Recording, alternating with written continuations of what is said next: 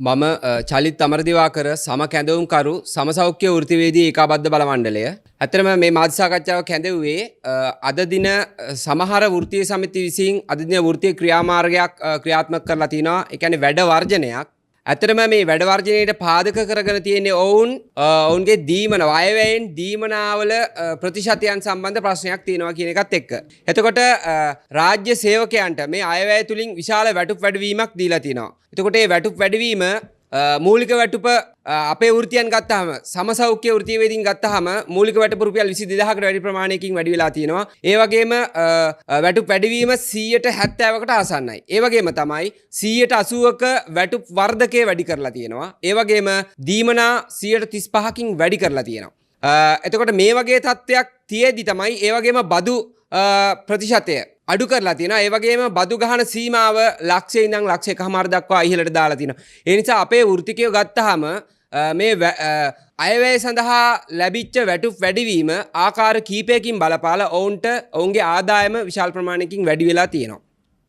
මේ වගේ තත්ත්වයක් තියෙද්දී අයවැය ඉදිරිපත් කරපු මොහොතේ ඉඳන් පසුගිය ආණ්ඩුවලට සමීපව කටයුතු කරපු. ඒ වගේම දැනට විපක්ෂය සමග ඉතා සමීප ඇසුරක් පවත්වන වෘත්තීය සමිති කීපයක නායකයෝ විසින් තමයි මේ කටයුත්ත සංවිධානය කරන්නේ. එතකොට ඔවුන් මුල ඉඳන්ම මේ අයවැය සම්බන්ධයෙන් බොරු විශාල ප්‍රමාණයක් වෘත්තිකයන්ට ඉදිරිපත් කරා. එකක් තමයි ඔවුන් කිව්වා මේ හරහා උසස් වීම ක්‍රමවේදය වෙනසක් වෙනවා කියලා. නමුත් ඒක සම්පූර්ණ බොරුවක්.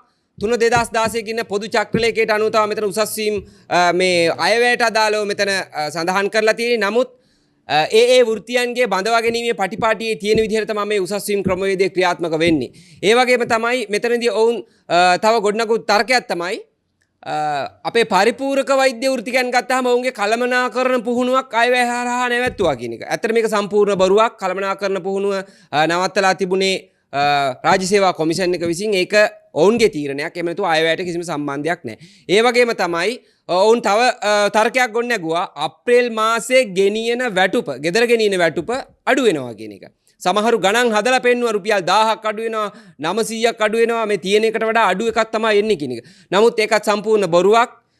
මූලික වැටුප රුපියල් 22000ක් වැඩි වෙද්දී ඒකෙන් රුපියල් 8250කට ආසන්න මුදලක් අප්‍රේල් මාසෙම මූලික වැටුප වැඩි වෙනවා. ඊට අමතරව අතිකාල සහ නිවාඩු දින දීමනාවල වැඩිවීමත් එක්ක සාමාන්‍ය රුපියල් 20000කට ආසන්න වැටුප් වැඩිවීමක් අනිවාර්යෙන් අප්‍රේල් මාසෙම සිද්ධ වෙනවා. ඔන්න ඔය වගේ පසුබිමක් තියේදි තමයි මේ කටයුත්ත සිද්ධ වෙන්නේ. එතකොට අපි දන්නවා මේකට මේ විවිධ දේශපාලන කුමන්ත්‍රණයක් විදිහට තමයි මේක වෙන්නේ. ඒ කියන්නේ රටේ අරාජිකත්වයක්, එහෙම නැත්නම් රටේ නැවත මේ ගෝඨාභය යුගයක් ඇති වෙනවා වගේ එකක් මවා පාන්න විශාල උත්සාහයක් දරන බවක් අපිට පෙනියනවා. ඒ නිසා ඔවුන් විවිධ අවස්ථාවල් වල විවිධ සාකච්ඡා පවත්වමින්, Zoom සාකච්ඡා පවත්වමින් සේවකයාට ඒ අර කියපු බොරු ටික ඔක්කොම බිමට වපුරමින් ඒ හරහා ගොඩනගා ගන්න සමාජ බලයක් මේක ඇතුලේ පාවිච්චි කරන්න උත්සාහ කරනවා මහ ජනතාවට විරුද්ධව. ඒ නිසා අපි කියන්නේ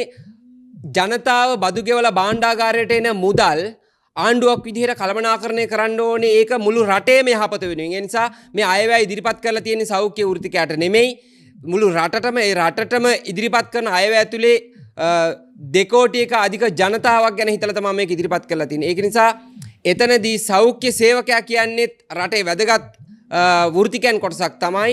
එතකොට ඔවුන්ට විශාල වැටුප් වැඩිවීමක් දීලා තියෙනවා. එතකොට දීමනා ඊට සාපේක්ෂව ප්‍රතිශතයේ යම් ප්‍රමාණයකින් කළමනාකරණය කරලා තියෙනවා. නමුත් ඒක අපි ආණ්ඩුත් එක්ක සාකච්ඡා කරලා තියෙනවා සහ ඉදිරියේදීත් කරනවා.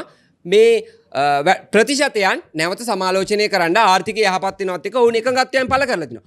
අපි දැක්කා ඊයේ මේ වෘත්තීය සමිති වලට මහා භාණ්ඩාගාරයේ සහ මුදල් අමාත්‍යාංශ නිලධාරීන් සමග සාකච්ඡාවක් දීලා තිබ්බා. එතකොට මේ සාකච්ඡාවේ සිද්ධ වුණේ මොනවද කියන එකවත් ඔවුන් එළියට අවිල්ලා කිව්වේ නැහැ. ඔවුන් කිව්වේ සාකච්ඡා අසාර්ථකයි, අපි වර්ජනයකට යනවා. කෙලින්ම ඔවුන් එතන ඒක තමයි කිව්වේ. එතකොට මේ සාකච්ඡාව ඇතුලේ මොකද්ද සිද්ධ වුණේ? ආණ්ඩුවේ නැත්නම් රජයේ නිලධාරීන් විදිහට ඔවුන් විසින් මොකද්ද ප්‍රකාශ කළේ? ඒ වගේම රාජ්‍යයේ නිලධාරීන් එහෙම ප්‍රකාශ කරත් ආණ්ඩුව පැත්තෙන් මේ සඳහා කොලෙලි දල්වලා තියෙනවා. ඒ කියන්නේ අපි දැක්කා ඇමතිතුමා, නියෝජ්‍ය ඇමතිතුමා සහ ඒ ආණ්ඩුව පාර්ශවයෙන් මේකට යහපත් ප්‍රතිචාරයක් හම්බ වෙනවා. ඒ කියන්නේ රටේ ආර්ථිකය යහපත් වෙනකොට අපි මේිට වඩා දේවල් දෙන්න පුළුවන් නම් අපි දෙනවා කියන එක කියවුණා. නමුත් ඒවා කිසිම දෙයක් ගණන් ගන්නේ නැතුව ඒ වගේම ඊයේ සාකච්ඡාවේදී මොනවද සාකච්ඡා උනේ කියන එක සමාජිකයා දැනුවත් කරන්නේ නැතුව කෙලින්ම ඔවුන් වැඩ වර්ජනයකට ගිහින් තියෙනවා.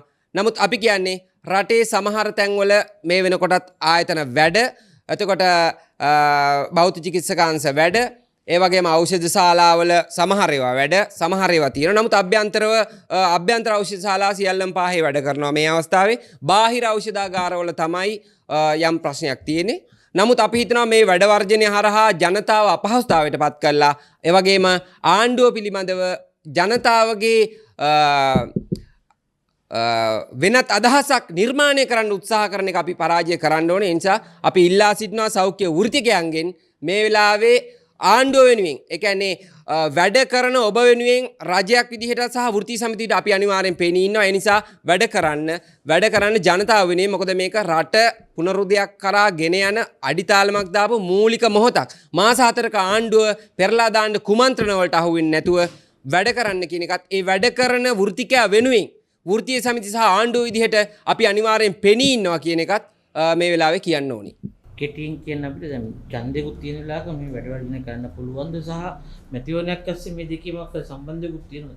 ඔව්, අනිවාර්යෙන් මෙතන දේශපාලනයක් තමයි තියෙන්නේ. ඒක නිසා අපි හරියටම තේරුම් ගන්න ඕනේ ඔය වෘත්තීය සමිති නායකයෝ, ඒ කියන්නේ එක්කෙනෙක් හිටපු එක්සත් ජාතික පක්ෂයේ හිටපු පාර්ලිමේන්තු මන්ත්‍රී කෙනෙක්, ඒ වගේම ඔහු වෘත්තීය සමිති සම්බන්ධ ජෙනරාල් කෙනෙක්, වෘත්තීය සමිති සම්බන්ධ ජෙනරාල් තනතුරක් දරපු කෙනෙක්. ඒතර අනිත් ඔය නායකයෙක් ඉන්නවා උතන. ඒ නායකයාත් එක්තරා දේශපාලන පක්ෂයක මයික් එක පක්ෂයෙන් පාර්ලිමේන්තු මැතිවරණට ඉදිරිපත් වෙච්ච කෙනෙක්. ඉතින් ඔවුන් කියන්නේ අපි ස්වාධීනයි, ඒ වගේම දේශපාලන වෘත්තීය සමිති හදලා තියෙන්නේ දැනට ආණ්ඩු පක්ෂයෙන් කියන එක.